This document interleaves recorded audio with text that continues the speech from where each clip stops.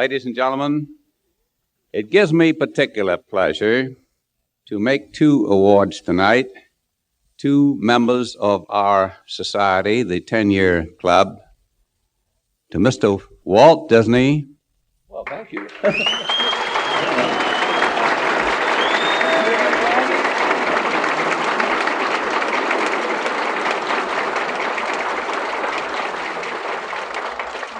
And Mr. Roy Disney.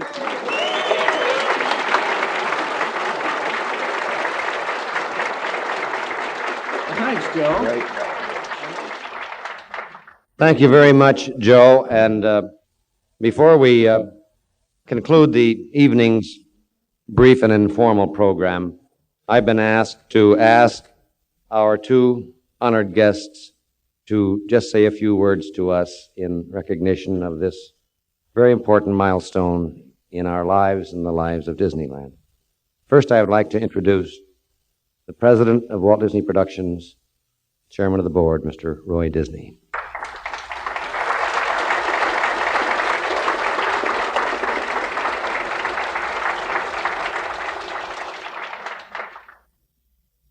Well, probably a lot of you don't even know me or didn't know me, but I have been here. And with all the rest of you, I've had my nervous moments too. But it has been a wonderful 10 years.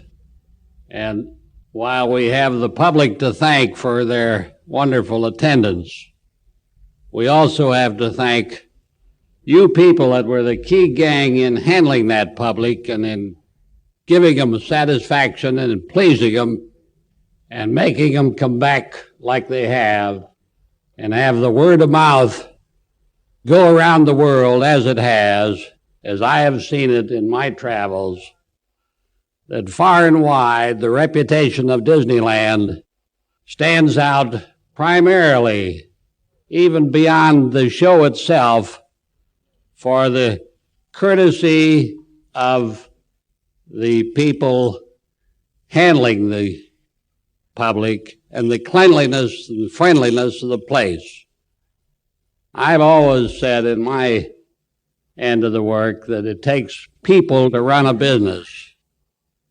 You people have been the heart and the running soul of this business, and we appreciate it no end, and we say congratulations to you for doing the grand job that you have done all these 10 years. Thank you.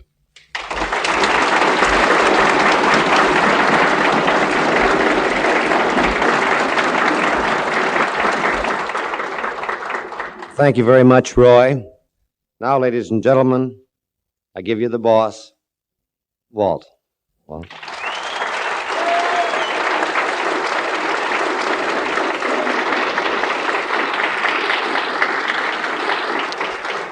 I can go back beyond 10 years on this deal.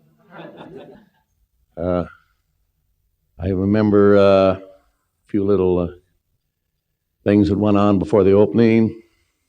I was trying to put a show together for the Golden Horseshoe. Well, I'd known Donald Novus for years, and Donald had been around to see me, and I said, well, there's something we can do. I said, can you get me a comic? He said, yes, I know a fellow I was in Australia with. And he said he's getting a little bored living out of a trunk and traveling around the country, in the nightclub, and he might be interested. So I had a little interview over at the studio. In came this fellow. He had a little bag with him, and in the bag he had a dummy, and he had some other things. He had some bagpipes.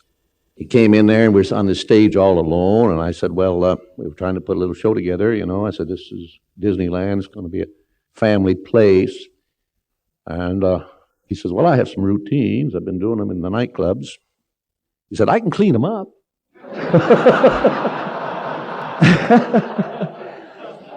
And he cleaned them up, Oh, I think there's just a little hangover, and a few of those little jokes in there, but it kind of slips by and nobody, realized it.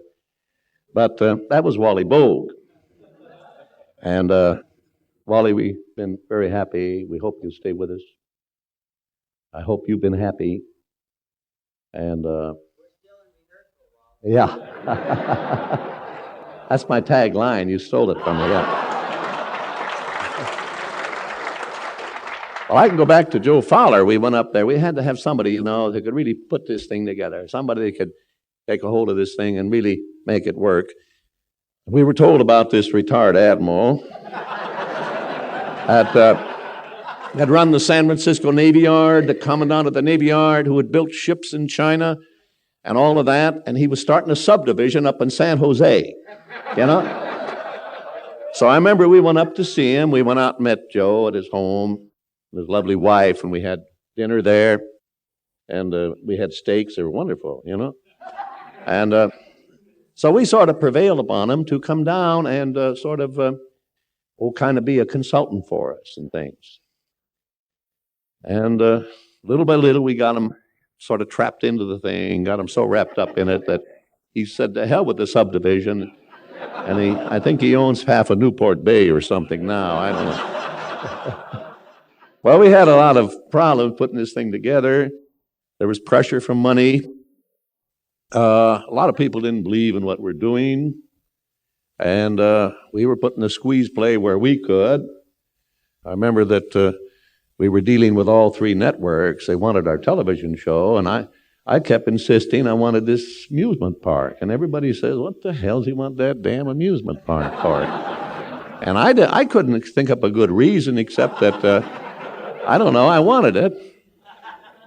So I remember we had a session with NBC. They wanted this Disney television show, and we were stubbornly insisting that we wanted to start an amusement park with it. And David Sarnoff was sitting in on that thing. He said, I want your television show, but he says, why do I have to take that damn amusement park? Same thing went for CBS. Yeah, they wanted the television show, but this insistence on backing an amusement park. ABC needed the television show so damn bad that they bought the amusement park.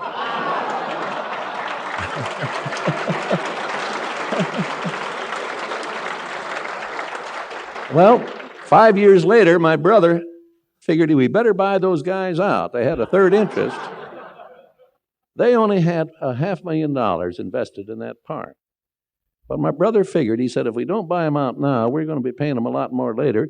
My brother paid them after 5 years, $7.5 million for their $500,000 investment. And it was a smart move that he did it then,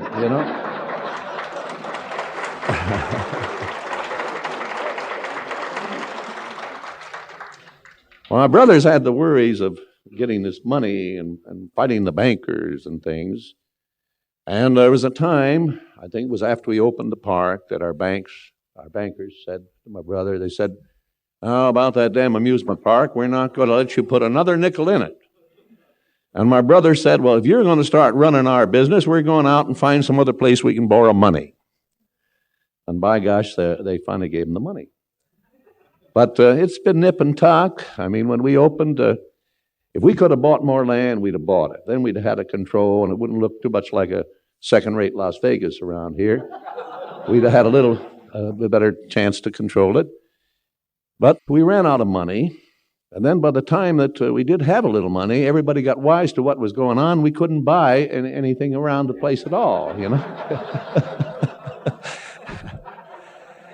But a lot of people don't realize that we had some very serious problems here, keeping this thing going, getting it started. I remember when we opened, if anybody recalls, we didn't have enough money to finish the landscaping, and I had Bill Evans go out and put Latin tags on all of the weeds. And we had a lot of inquiries about this.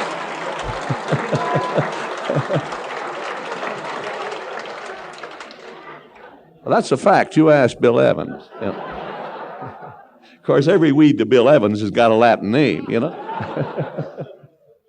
But this time, 10 years, I want to join my brother in paying thanks to all you people who've been here with us and been a part of making this thing come across.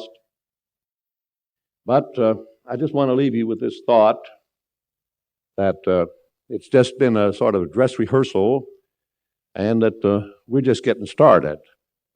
So if any of you start to rest on your laurels, just forget it. Because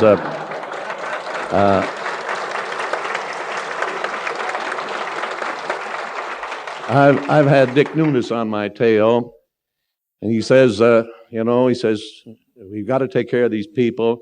He's got me working harder than I've ever worked before, trying to enlarge the park to take care of the extra millions he thinks we're going to gain every year.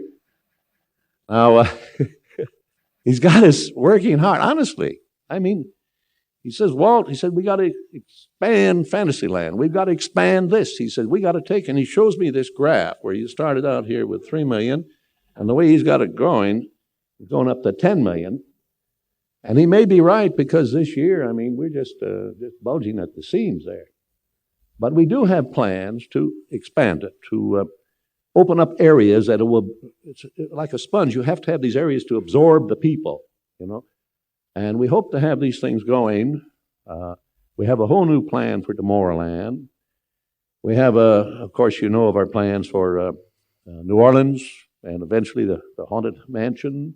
We have a new Fantasyland coming. That'll be in next year. And really, we've got about $40+ million worth of stuff planned out for the next 5 years. Now, I don't know whether we got the money to do it with, but thank God for Mary Poppins out there. It's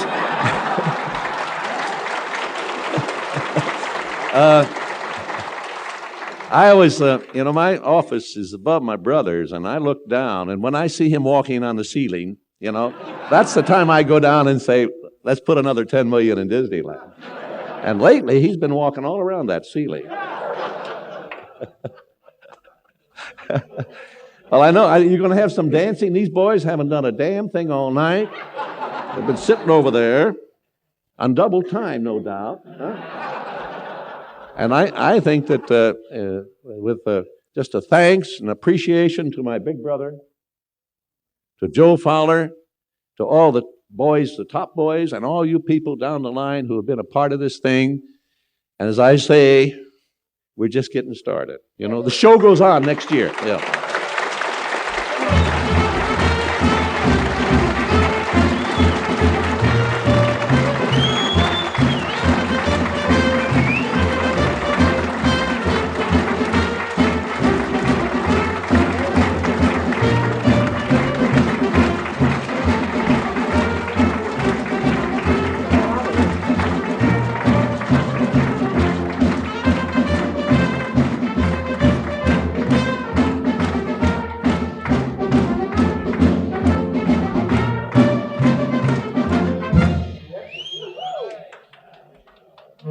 Okay, everybody, have fun, dance. It only happens once every 10 years.